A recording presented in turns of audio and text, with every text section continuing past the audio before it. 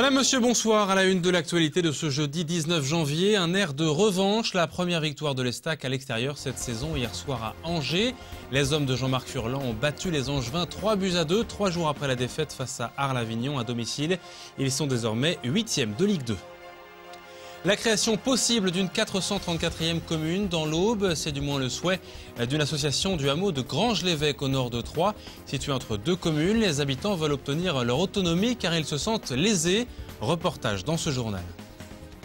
Après la souplesse pendant la période des fêtes, les PV sont de retour à Troyes et depuis la rentrée de septembre, il vous en coûte 17 € désormais contre 11 auparavant. À qui va l'argent des amendes? Les Troyens sont-ils mauvais élèves dans ce domaine? Réponse dans cette édition. Malgré plusieurs absences pour blessures et pour expulsion, l'Estac a su montrer hier soir à Angers toute l'étendue de son talent et les supporters sont aux anges. Les Troyens ont ramené les 3 points de la victoire en ramenant donc cette victoire, en battant les Angevins chez eux 3-2. Et c'est la première victoire à l'extérieur pour l'Estac cette saison. Le festival de but a commencé dès la 8e minute de jeu grâce à une passe de Fossurier à Grax. Fossurier qui est l'auteur du deuxième but à la 33e minute et Obadi a enfoncé le clou 2 minutes plus tard, 3-0 à la mi-temps. Angers est remonté au score en deuxième période, mais l'essentiel est là. Le coach troyen s'en félicite. Jean-Marc Furlan est au micro de nos confrères de CFoot juste après la rencontre. C'est notre première à l'extérieur. Après le premier match retour, on est très satisfait, surtout qu'il nous manquait de nombreux titulaires. Et il fallait savoir si, dans ces matchs-là, on se rend compte si les jeunes joueurs issus du centre de formation sont capables de faire des performances. Mais voilà, on a au moins une réponse sur un match, on verra sur la suite. Voilà, parce qu'on est venu avec beaucoup de assez prudent et assez attentiste au départ pour jouer en contre, parce qu'on avait effectivement beaucoup de jeunes joueurs qui débutaient ce soir. Donc c'est une satisfaction pour le club, pour les gens qui font la formation chez nous. Victoire d'autant plus rassurante qu'elle intervient donc juste après la défaite à domicile de samedi contre Arles-Avignon. L'Estac est 8e de Ligue 2, je vous le rappelle. Prochain match dimanche en Corse contre le Gazélec d'Ajaccio, cette fois pour les 16e de finale de la Coupe de France. Ce n'est pour l'instant qu'un projet, mais il est porté par la majorité des 500 habitants du hameau de Granges-l'Évêque, au nord de Troyes, créer une nouvelle commune auboise, une 434e. L'histoire est digne d'Astérix et Obélix et de leur village gaulois, car Granges-l'Évêque veut résister. Elle est à cheval sur 2 communes, Saint-Lié et Massay, et s'estime laissée pour compte. Des démarches sont en cours à la préfecture actuellement. Reportage sur place, Marie Delbès. Difficile de faire plus ironique. C'est cette rue de l'Entente qui acte la séparation administrative entre les deux parties du hameau. À gauche, les habitants dépendent de la commune de Massay. À droite, de celle de Saint-Lié. Des situations ubuesques en découlent au quotidien. La nuit, l'éclairage public sur la moitié du village est éclairé toute la nuit sur la côté partie Massay. De la côté partie Saint-Lié, vous avez la nuit, l'éclairage public est éteint. Une anecdote également, c'est que la moitié du village a son code postal qui est 10 300, alors que la commune de Saint-Lié, le code postal est 10 180. Donc des choses qui sont au niveau de l'administratif qui sont complètement aberrantes.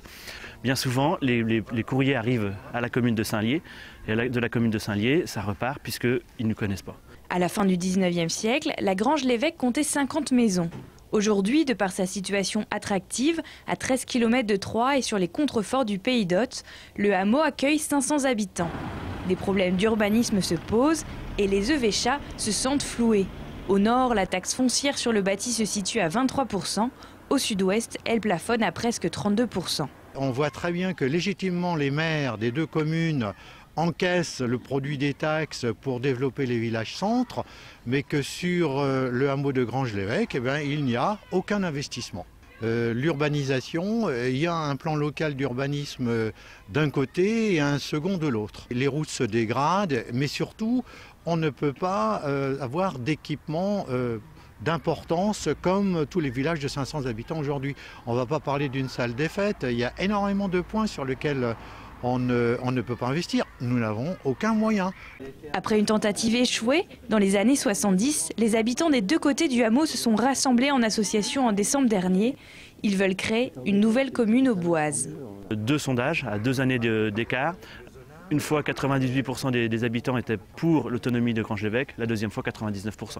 Alors, administrativement, les 2 mairies sont au courant qu'on fait une demande. Et aujourd'hui, il y a un dossier qui est en préfecture avec une étude approfondie sur la faisabilité financière de créer une commune à part entière. Selon la présidente de l'association, le dossier est actuellement étudié à Paris. La création possible d'une 434e commune boise s'opposerait alors à la tendance actuelle de fusion des villages. Voilà, on ne manquera pas de suivre cette gestation. Et si à Granges-l'Évêque, les habitants sont 500, le recensement des villes plus importantes est plus complexe. Il s'effectue désormais chaque année par secteur. À Troyes, un nouveau comptage est lancé ce jeudi auprès de 8% des foyers. 16 agents, vous les voyez, de la ville vont recenser jusqu'au 25 février prochain près de 2800 logements. Un travail de fourmi en partenariat avec l'INSEE. Quant aux foyers concernés, ils ont reçu un courrier d'avertissement pour faciliter le travail des agents, comme Dominique Cormillot, interrogé par Marie Delbès. On ne peut pas dire qu'on est accueilli les bras ouverts à chaque fois, mais dans la majorité des cas, ça se passe bien. Bon, il y a des gens qui vous laissent, qui vont vous inviter à manger presque pour à boire un coup. Mais bon, il y en a aussi qui vous laissent sur le palier pendant qu'ils remplissent les papiers. Mais bon, c'est pas, faut pas s'arrêter à ces cas négatifs. Faut positiver toujours, et puis le but c'est de recenser le plus de population possible. Les personnes qui seront recensées, moi ce que je leur conseille c'est de demander de la carte à l'agent recenseur, au moins comme ça elles sont sûres à qui elles ont affaire. Et sachez que se faire recenser est obligatoire et c'est une obligation légale. Et sachez également que la population actuelle à Troyes est de 62 812 habitants. Renseignements sur ce recensement en téléphonant tout simplement à la mairie de Troyes. On reste dans la cité Tricas avec un zoom cette fois sur les amendes liées au stationnement. Il semble que leur nombre ait légèrement augmenté depuis 3 ans, mais la tendance s'inverse depuis quelques mois suite à l'augmentation du prix à payer depuis l'été, passant de 11 à 17 €. Les automobilistes font désormais plus attention, d'autant que les 11 agents en charge de la voirie ne font plus de cadeaux. Fini la souplesse de la trêve hivernale. Quant à l'argent récolté avec ces PV, à quoi sert-il? Élément de réponse avec Cyril Tavernet. En 2010, 42 000 amendes pour non-respect du stationnement étaient dressées à Troyes par les 11 agents de sécurité de la voie publique. En 2011, 3 000 de plus étaient déposés sur les pare-brises. Un chiffre que le maire adjoint, Jackie Morin, en charge de la sécurité, voit comme un mal nécessaire. Il faut qu'il y ait un peu d'ordre parce que sinon nous aurions des voitures ventouses qui seraient contraires au commerce, contraires au bien-être de chacun. Nous aurions des gens sur les trottoirs qui obligeraient les piétons à descendre. La première chose, c'est le bien-être des gens, c'est pas de leur mettre des PV. 76% de ces verbalisations sont dues au non-paiement du parc-mètre, le reste étant entre autres un stationnement gênant ou un défaut d'assurance. Pour le non-paiement, il vous en coûte depuis août dernier 17 €. Mais avant cela, les agents privilégient tout de même la prévention. La verbalisation doit rester, dans tous les cas, l'ultime recours pour justement permettre une gestion urbaine de proximité et de qualité. Pour autant, les Troyens voient la fameuse prune d'un mauvais œil. Quand c'était encore pas trop cher, à 11 €, on se disait que c'était un budget et puis voilà. Maintenant, c'est vrai que passer à 17 € le PV, il faut mettre une pièce à chaque fois. Des fois on n'a pas de monnaie, des fois les eurodateurs ils marchent même pas. Et voilà, on se prend des amendes. Payer pour stationner, déjà je trouve pas ça vraiment normal. Et puis voilà, 17 €, ça fait un peu trop cher. Pour éviter l'amende, le mieux est donc de payer son stationnement, mais comme cette dame qui vient d'être verbalisée, l'amende a du mal à passer, surtout pour quelques minutes de dépassement. J'ai pas payé les 50 centimes pour pouvoir aller à la pharmacie, donc faire marcher les commerçants de la ville de Troyes. Voilà, il faut surtout aller dans les centres commerciaux, je pense que c'est gratuit, on risque pas d'avoir de PV comme ça. Pendant les travaux de voirie, comme en dernier sur les quais de Seine, la police municipale est beaucoup plus souple, elle verbalise moins. Les fêtes sont aussi une période de souplesse. Pendant les périodes de fêtes, il y a autre chose à faire, il y a de la surveillance, il y a des gens qui font des achats, il y a des commerces à surveiller. Donc il est quand même plus normal et rationnel de dédier nos agents sur de la surveillance pour la protection des commerces et autres, plutôt que de mettre des PV aux gens qui viennent faire leurs courses et qui souvent sont un peu pressés et se stationnent à l'arrache. Le produit de ces amendes est réparti à moitié entre l'État et les collectivités locales pour financer par exemple l'amélioration des transports en commun. Finalement, les 17 € de PV sont remis en circulation.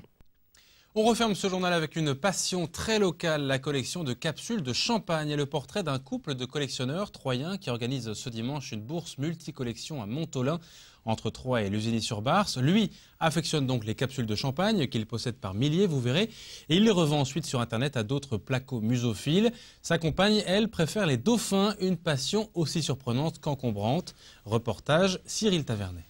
En arrivant dans le département, David Robin, parisien d'origine, tombe amoureux des capsules de bouteilles de champagne. Il commence sa collection en 2007 avec une vingtaine de capsules. Aujourd'hui, il en possède plus de 1500. Elles sont toutes rangées dans des petites boîtes aux quatre coins de son appartement. J'ai commencé à en collectionner un petit peu et puis bon, c'est le fait aussi que qu'on arrive quand même à en trouver. Aussi, par rapport à d'autres collections qu'on ne peut plus trouver malheureusement, c'est comme ça comme le pins, que bon, malheureusement c'est pas évident de trouver. Et puis c'est le fait que ça prend pas énormément de place, même si à un moment donné, quand on commence à en avoir pas mal, ça commence à prendre de la place, mais ça prend moins de place qu'une autre collection. En stock, parce qu'il y a plus de 30 000 références, bon on n'a pas tout. On n'a pas tout, mais il y a plus de 30 000 références, plus sans compter toutes les références qui ne sont pas mises dans le livre. Les dessins, les thèmes aussi qui me plaisent, avoir des séries sur les différents thèmes, sur les voitures, ou sur les cartes postales aussi, il y a beaucoup de thèmes. En 2008, après un an de collection, il décide de passer professionnel et de vendre des capsules sur les brocantes ou via Internet. Dans l'Aube, ils ne sont que 2 à vendre ce genre d'objets. On en vend aux collectionneurs qu'on achète, aux revendeurs quand on vend sur Internet, au club de collection aussi parce que ils en achètent aussi, et puis un petit peu aussi à la personne qui les cote aussi. Tout dépend ce que c'est. Bon, si c'est du générique, ça peut être coté 50 centimes, 1 euro la capsule. Et puis après, bon, la cote, tout dépend. Ça peut être coté 5 euros, 10 euros, 2 euros ou 1 euro la capsule. Tout dépend après combien qui veut les coter. Sa compagne Maggie est aussi collectionneuse, mais son dada, c'est le dauphin. Des dauphins dans des boules de neige ou en bibelot. Alors, le fait que David soit accro à la capsule ne lui pose donc aucun problème. Ça me dérange pas. Je le laisse faire. Si il veut faire sa collection, il fait sa collection à lui. Ce couple de collectionneurs organise pour la première fois leur propre bourse multicollection. Elle aura lieu à la salle polyvalente de Montholin le 22 janvier. L'entrée est fixée à 2 € et chaque visiteur se verra offrir une capsule. Voilà un petit clin d'œil à Maggie et David qu'on salue au passage. Rendez-vous donc dimanche pour la bourse multicollection à Montholin. C'est la fin de ce journal. Dans quelques instants, les prévisions météo pour demain et le reste de la semaine. Demain, ce sera Damien Ardois comme chaque vendredi pour le JT. À très bientôt.